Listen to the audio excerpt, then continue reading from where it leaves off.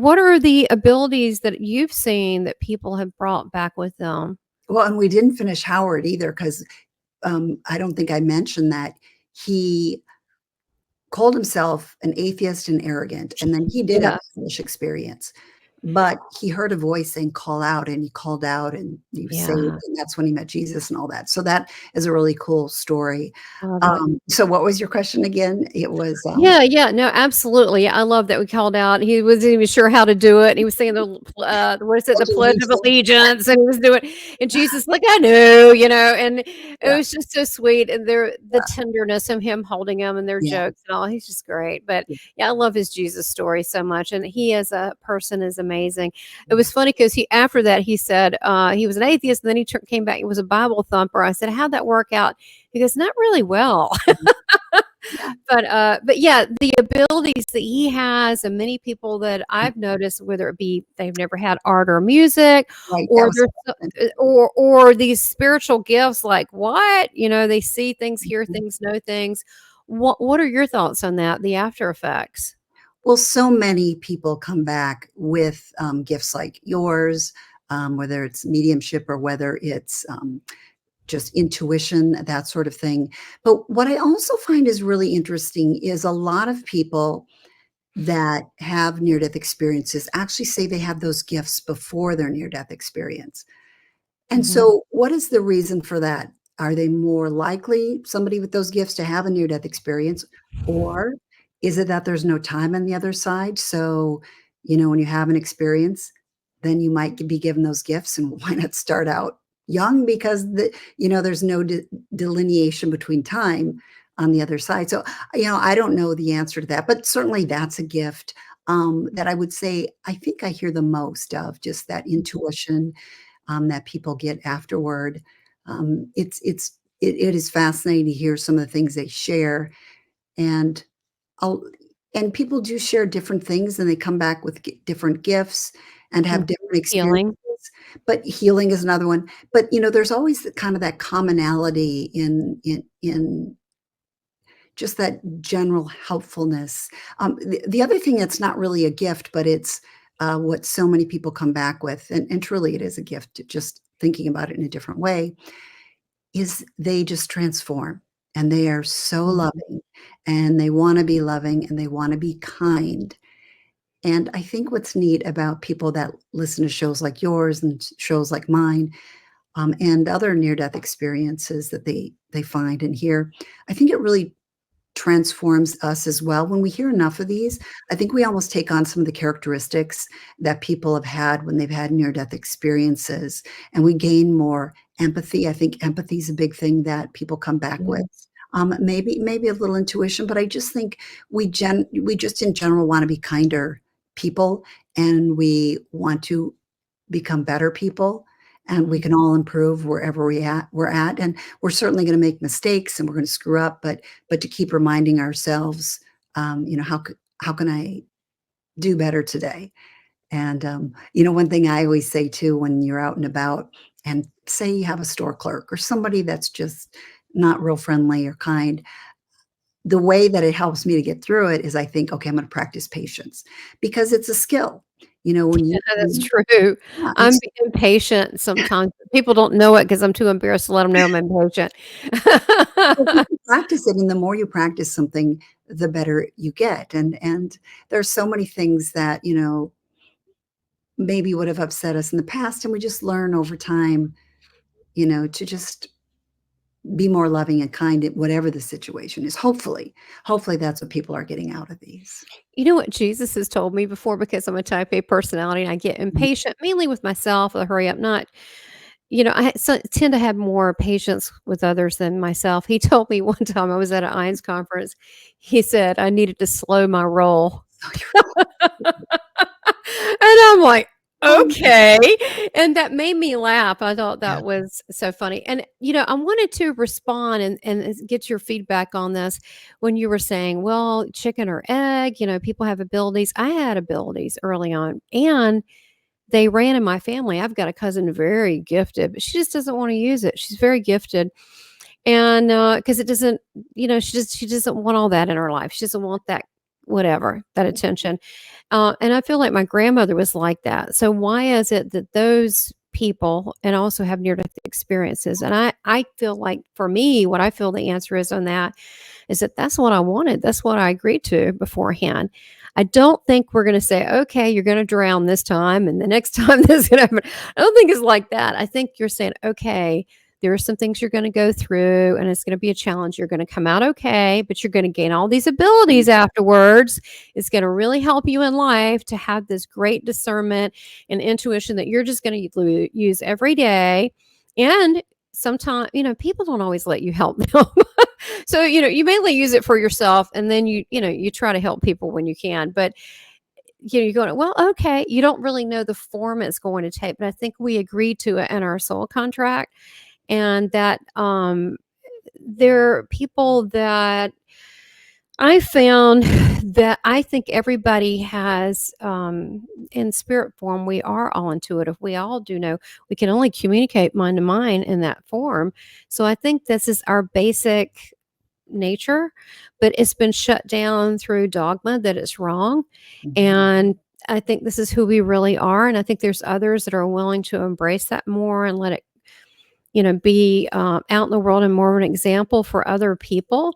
But I mean, but it was Jesus that told us that we had these gifts. He had the gifts of deliverance, the gift of healing, the gift of tongues, the gift of discernment. I mean, he was the one that told us all these things and said, I could do more than we could do more than he has. And I'm going, okay, I can't imagine that. But so I don't know what the big surprise is because I think this is a gift that's available to us, and some people want to work on theirs more, but there is a price. So, I mean, the near death experiences, there is pain involved to a degree. Some people are suffering, but you do get something. You are able to go between the different states. You're able to be at calls more. You come back with gifts. I mean, not to sell this, but it's you do get something out of it because someone might say, how in the world would you ever agree to that? But there's benefits that you do get. I think it's given me an edge just in my own life, just to be able to figure out this crazy world sometimes. It's helped me. And I think it's something that at some point that if we live long enough, it's going to happen. And I just don't, most people, they just aren't here, even if they're super healthy. And if they're here and then boom, they drop dead one day.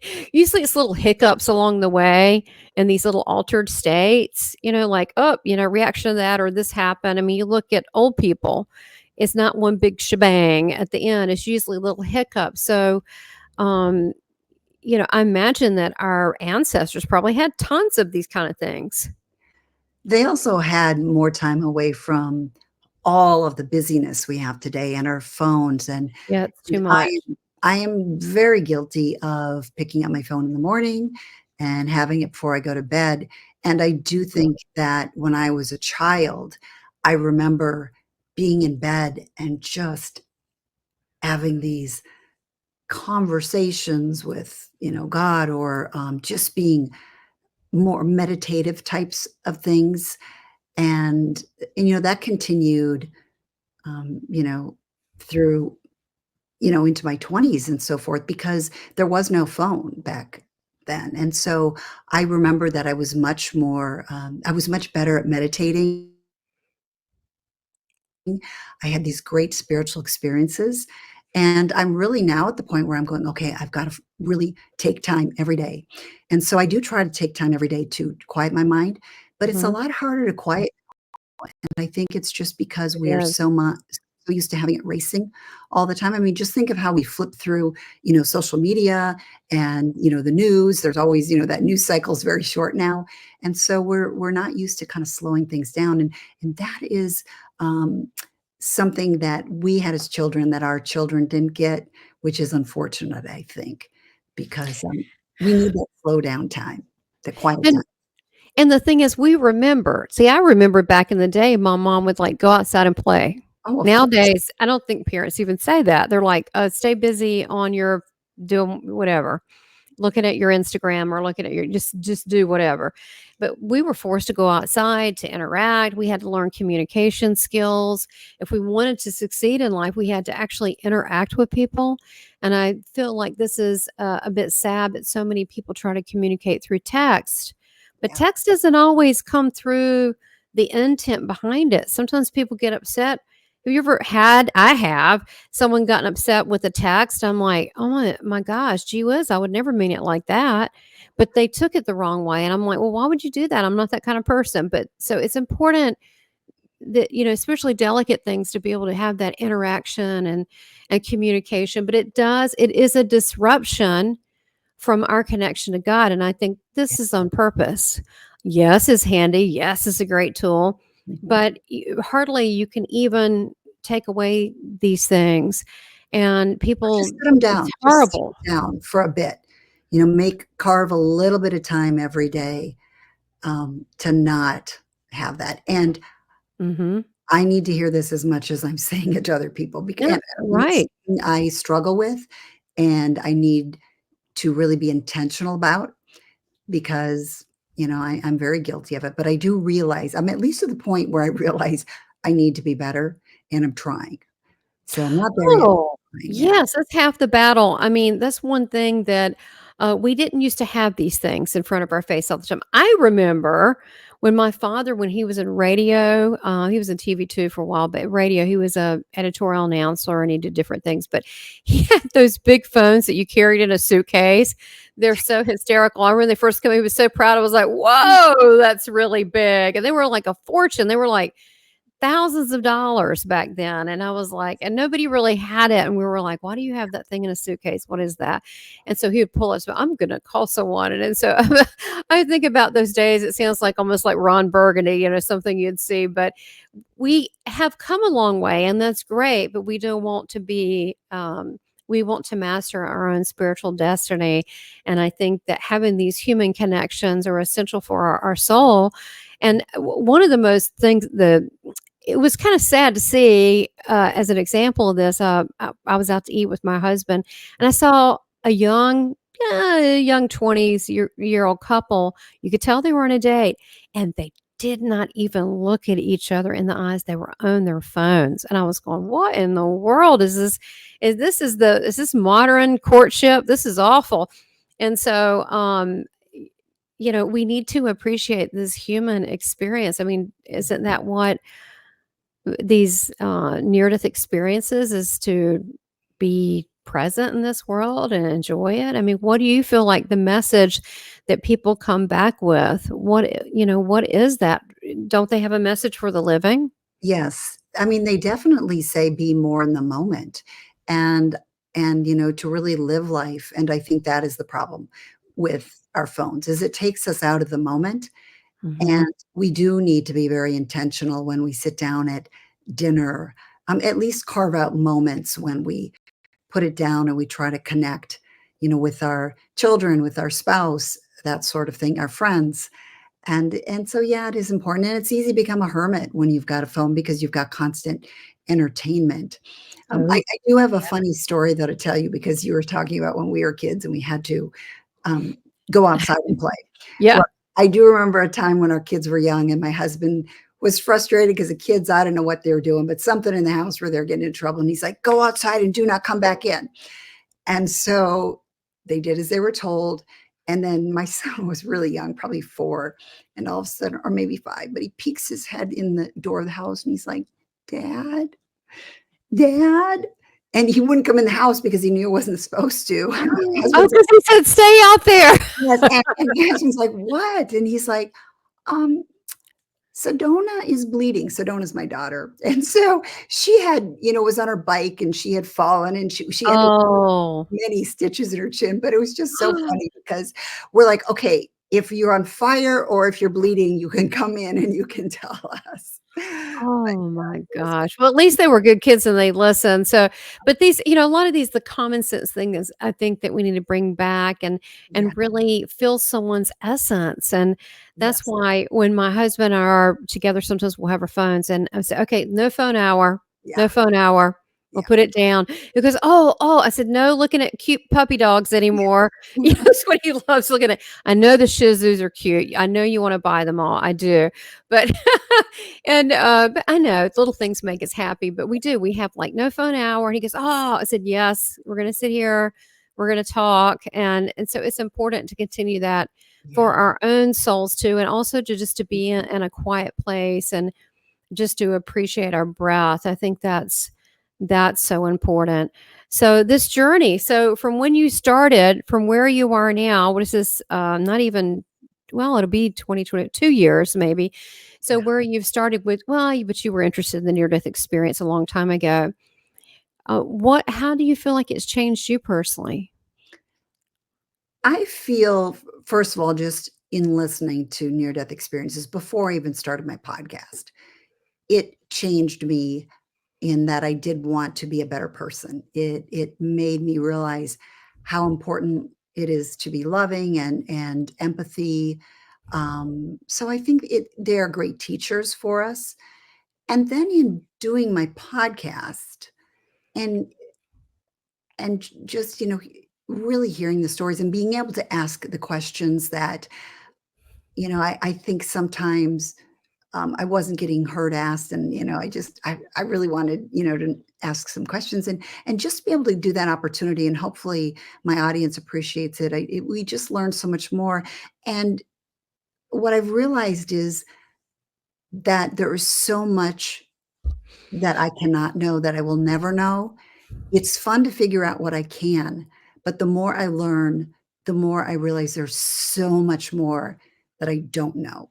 And it's really expanded my mind to consider that I shouldn't be closed-minded about anything. I should kind of always Right. be open because, I mean, truly, how could we as human beings even think we could know the mind of God or know the answers, the secrets of the universe, or not just universe, but universes. There is so much beyond what we are capable of knowing, of seeing, there's just so much more. So that's a big thing I've learned, is really to be open and but discerning. I do think it's important to be Yeah. discerning. Yeah. There can be charlatans in any business, whether it's Yeah. somebody who's a medium or somebody Mhm. who says they have a near-death experience, and or they might. True. Yeah, That's true. I've met a couple, and I felt bad I had them on because I can tell because they have a frequency. Does that make sense? yes. Yeah, and I've been in the I won't say who, someone very famous in the elevator, and I was beside them, and they didn't have that thing, and I went, "They lied about it." Oh, interesting. Yes, and why? That's kinda creepy, Yeah, right? it is, and I have certainly heard stories where I'm like, I don't buy that." But I Mhm. do, it is hard as a host because I feel I know. responsibility, I know you do too, that you I wanna feel bring up people. bad. I'm not gonna name, but it was a couple, and I feel really bad. There's one that's famous, and they apparently have, like, a little lawsuit against them, but that's kinda sad that I don't know, I mean, this just you but the other near-death experiencers sense it too because there's something missing in the story.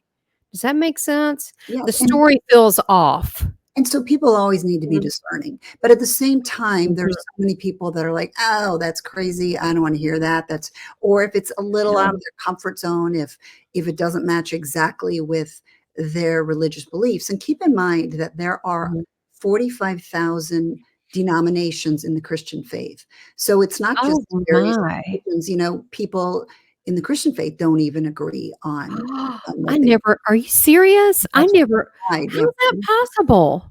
It seems like, how could that be possible? But it's true, and I know in the Wow. comments I've had people that have said, their way is the only way, and I'm like, "Well, I grew up like that, Um, but I don't quite, you know, that doesn't match with what I think or knew or yeah. believe." But so I think we always have to start to question, I always say God doesn't mind us questioning because he knows God knows we're serious when we want to know answers, that we want to know who God is. So I don't think it's in any way something God doesn't appreciate when we ask questions like, who are you really? What is this all about? What does this mean? I think those are all good questions, because you can think you know somebody and not really know that person if it's really just a facade that you learned. And so I think be Mm. open to knowing that God welcomes us searching, because it means that we are interested. It means that, we're saying, "Oh, I wanna know more about you." So, just keep that Oh, in love mind. that. Yeah, I love that. When you ask the tough questions, God's impressed because he knows you're interested. Right. I love that. I mean, that makes total sense to me.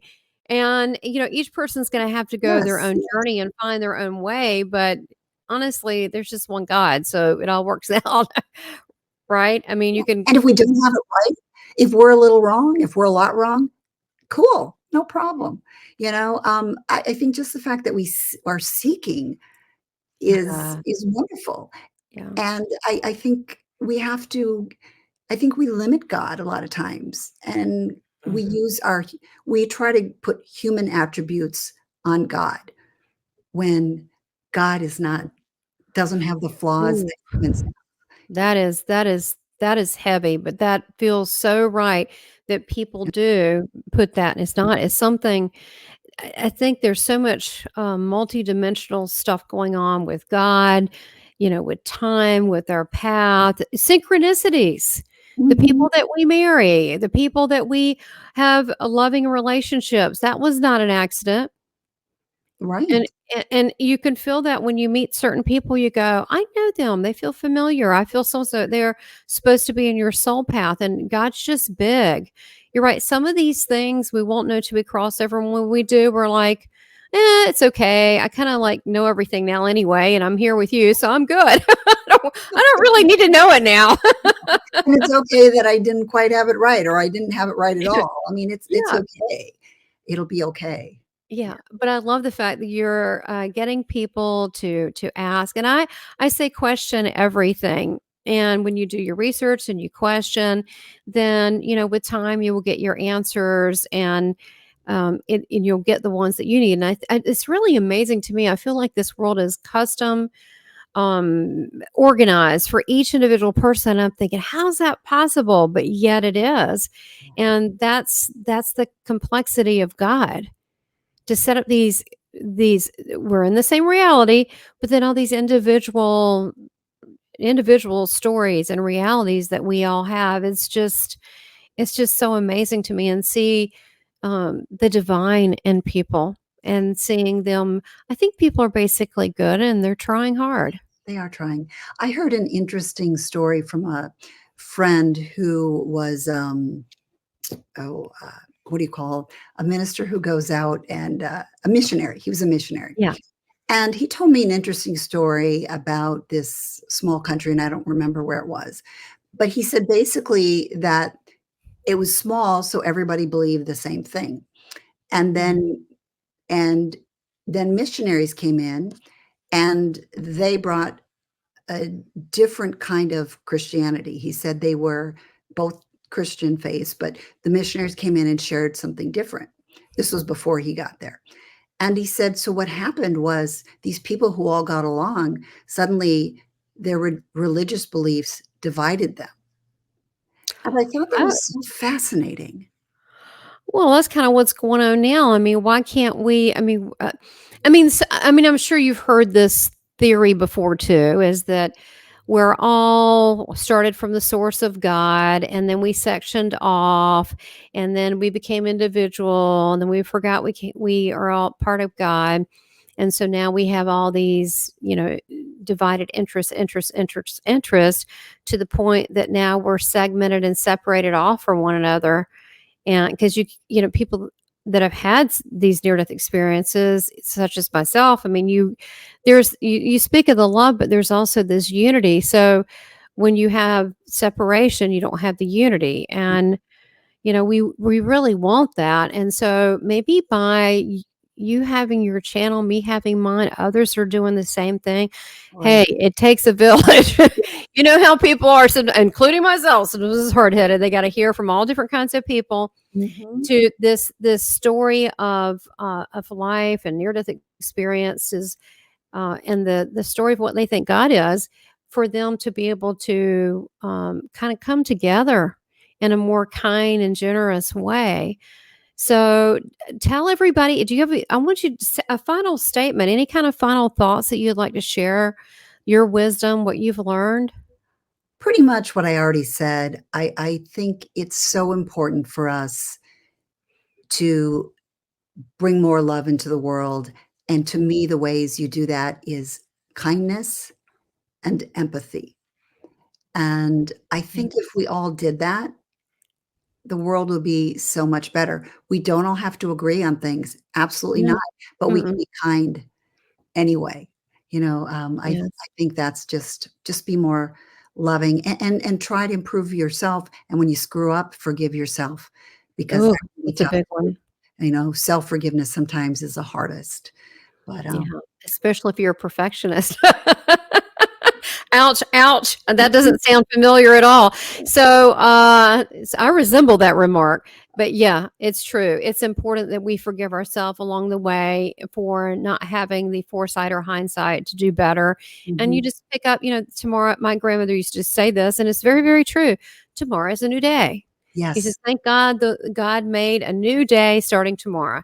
And so tomorrow you can put your foot forward and have the new version of you. And I think it's very bold and courageous, you starting your own business, you coming out and doing this, because you're really honoring your own soul to do this. And anyone that has a YouTube channel, we talked about it pre-show, it's a lot of long hours, y'all. Yes. It is a lot.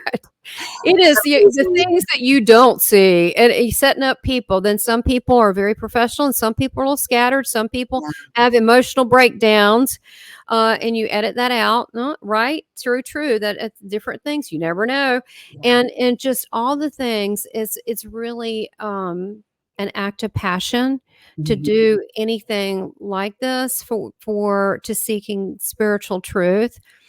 And sometimes when you follow your heart like that, it may not make sense in the beginning, but then with time, it all comes together. And we need to feed our own soul too. And for the audience, it's important to know, have patience with us, because I don't think they always realize how many hours we put into this. And, It's crazy. when they might not like a little thing, give us some grace, because we cannot please everybody. Some people are going to love it this way and other people aren't. And, It's true. just we're doing our best, and we're putting a lot of work in, and we're doing it because we love it. But yeah, give us some grace, because and I'm going to screw up. I'm not always going to ask the right questions. I kick myself occasionally afterwards. Go, oh, I should have asked that. Yeah. But we're trying, and hopefully, I know you put out a beautiful product, and hopefully Well, people thank like you. mine too. So Oh, well, of course. You're very professional. It's beautiful. It's from the heart. Please check out Beyond with Heather Tesch. You're amazing. Everything, the information is below. I thank you so much for your time and for your service to humanity. And just keep, by you being the best you, you're helping others be the best them. And that means, we're kind of out in the open here. So that means showing our own vulnerabilities and our own mistakes. But that's what we're saying to other people. So what? You know, I mean, you'll have mistakes too, but we're all in this together and we're learning, and we want to have joy along the way. So thank you so much, Heather. And watch my episode, Beyond with Heather Tesh, because you've got a few things lined up with me, so please watch it. She asked some tough questions, so you need to watch it. She was nice, but they were tough. well, All right, thank you so much, thank both for you, being on the Heather. show and having me today. You are a beautiful person, and what a blessing it is to get to know you. I'm really very grateful. So thank you. I am very grateful. I feel the same. You're amazing. I am very grateful. Much love, Heather. See, bye bye. Bye.